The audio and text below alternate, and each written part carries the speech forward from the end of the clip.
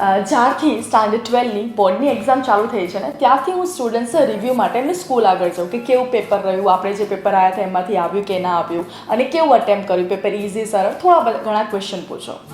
અને એ બાળક આયાના પહેલાંની જે પરિસ્થિતિ છે ને એ થોડી રોમાંચિક હોય છે.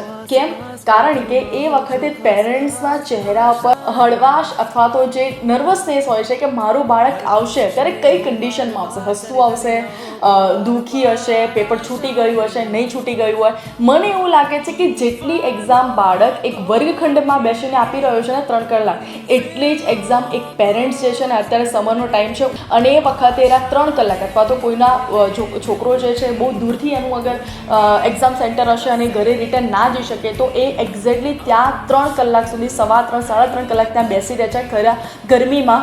અને ત્યાં જે રીતે એક બાળક એમનું પોતાનું બાળક વર્ગખંડમાં એક્ઝામ આપી રહ્યું છે, એમના પેરેન્ટ્સ જે છે ત્યાં બહાર તડકામાં બેસીને, જો એમની પાસે કાર નથી તો ઓબ્વિયસલી એ એક્ટિવા કે અથવા તો બાઇક લઈને આવ્યા છે, ત્યાં તડકામાં બેસી રહેશે અને જસ્ટ એ 3 અને સાડા 3 કલાક એ જ વિચારશે કે મારું બાળક અત્યારે શું કરતું હશે. અને જ્યારે આ વસ્તુ જોઉં ત્યારે મને શાયદ મારા પેરેન્ટ્સ પણ યાદ આવે છે કે કારણ કે મારી કન્ડિશન પણ સેમ હતી. હું ગામડે રહેતી હતી અને મારું જે પેપર હતું શહેરમાં આવ્યું હતું બોર્ડનું સેન્ટર, અને મારા ફાધર પણ આ રીતે 3 કલાક બેસી રહેતા હતા.